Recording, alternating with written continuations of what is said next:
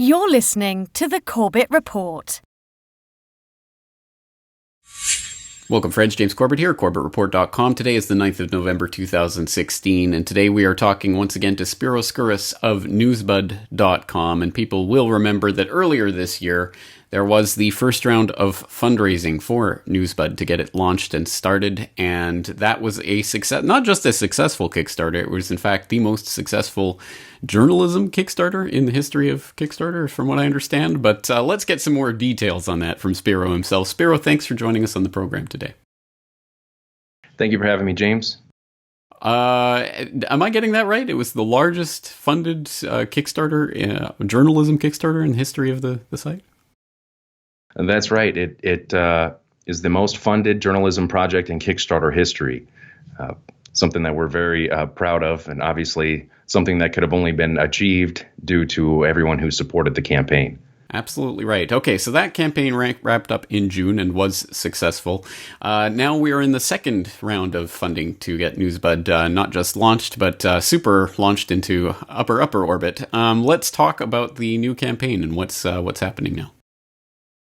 Well, as of now, we are well into our campaign. It's a little bit more than half over at this point. So far, we have 18 days to go, and our projected goal for phase 2 of this campaign is $130,000. Now, in phase 1, which I'm going to remind everyone, we have set up a 4-phase program.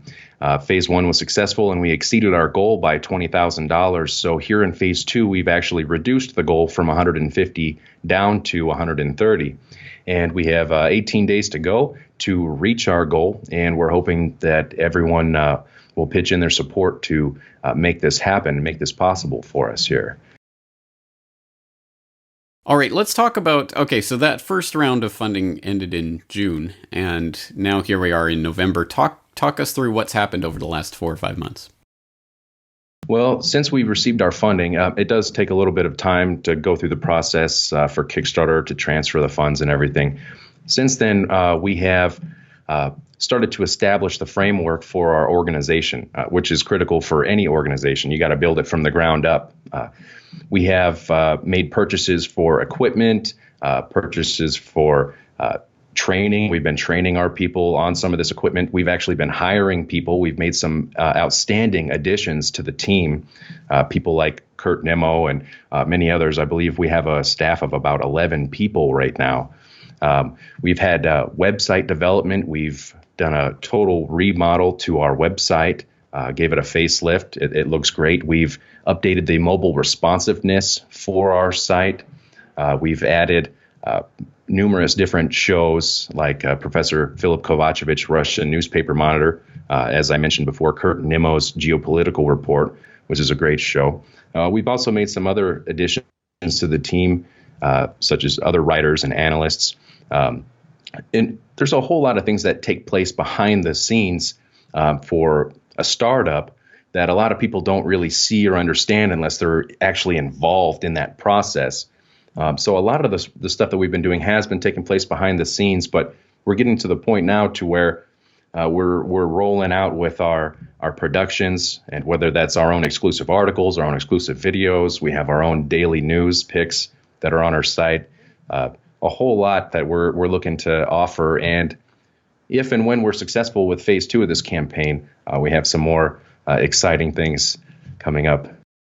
We'll talk about that in a moment, but first of all, let's talk, you've done a couple of reporting trips, as it were, one to New York and one to Europe. Tell us about that. Well, that's right. Part of the funding for this operation, it does cover travel and travel budget. And there was, during the attempted coup that took place in Turkey, we had caught NBC working with supposed senior level military sources from the Pentagon, getting information from them and feeding that information to the public as if it were news, as if it were factual and true. And what that turned out to be actually was basically a psyop is what it appeared to be, and a misinformation campaign that was meant to, it appeared it was meant to influence the outcome of the coup. So we nailed NBC on that. We had it documented, and we wanted to hold them accountable. And So we ended up, make the long story short, Sibel Edmonds and myself made a trip to New York City, and we went to NBC World Headquarters and to ask them the questions, ask them why their reporters were reporting this, even though it was not factual. What they ended up reporting was that President Erdogan of Turkey was attempting to flee his country in the middle of the coup and seek asylum in Germany. None of that was true. And when that information would have been very persuasive on the ground to the people there in Turkey and around, that they would essentially give up and lose hope if their leader was trying to flee. Then what are we fighting for? So it was a very influential and devious move from my perspective. So we wanted to go there and ask them face to face, and they actually had police prevent us from entering the building. We live stream the whole event, and we posted numerous articles and done numerous videos on it. So these are some of the things that we would like to be able to do. If there's some type of an event taking place anywhere, we want to be able to send a reporter, send a cameraman to go on scene, to get the footage, to get the coverage ourselves. That way we're not depending and relying upon the mainstream media to provide us with whatever kind of information that they're going to spin and give to us. And another trip that we made was a trip. It kind of ended up being, it wasn't a planned trip, but it ended up working out to, there was an event. I went to Greece, and there was an event that took place at a refugee camp there in Lesbos.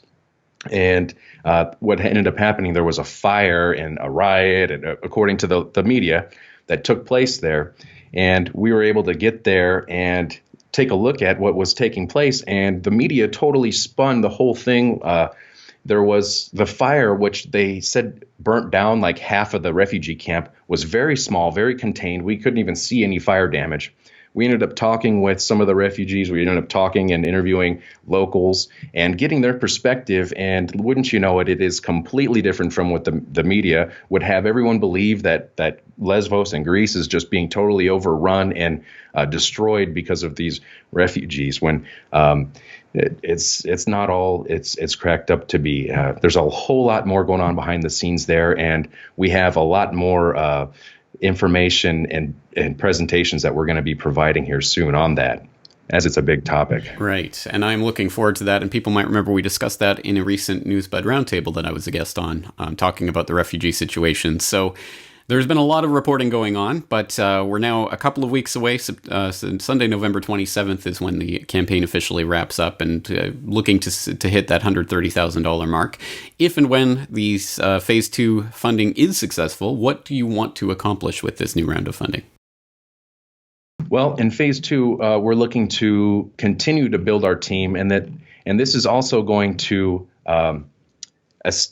allow us to continue with the team that we have. I mean, we have, it's not just a one-man show kind of a thing. And James, nothing against a one-man show. You do an excellent job doing that.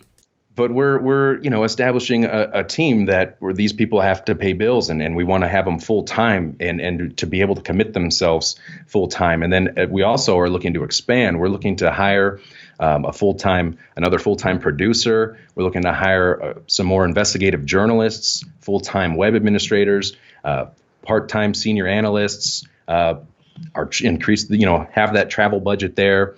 And just really, we're looking to present and bring to the table an alternative to the mainstream media that is not funded by any advertisements or NGOs or corporations or any government kickbacks. We're not 501c3, anything like that. We're trying to do something that has never been done before and have a 100% people-funded model. So that we're not being influenced by anyone or any entity or organization. So it's a very exciting project. I'm very proud to be a part of it, and we're looking to grow and expand and bring some of the part-time people we have, bring them full-time, and a whole lot more. All right. Well, I'm looking forward to seeing what comes out through Newsbud. For any Corbett Report viewers who are interested in this, tell them what they can do to help contribute to this round of funding. Well, We would love it if you come to Kickstarter. We're going to leave a link for the Kickstarter, or you can visit our website or our YouTube channel and pledge your donation to support Newsbud, to support a 100% independent media. This is a all or nothing platform on Kickstarter. So if we don't achieve our goal, none of your money is withdrawn from your account. So it's all or nothing. So if we don't make our goal, you don't get charged. And just do your part, spread the words, share this information. Sharing the information is extremely important. And I just would like to thank everyone out there for their support. All right. Well, Spiroscurus, thank you for your time. Good luck on the funding, and we'll talk to you again real soon, I hope. Thank you for having me on, James.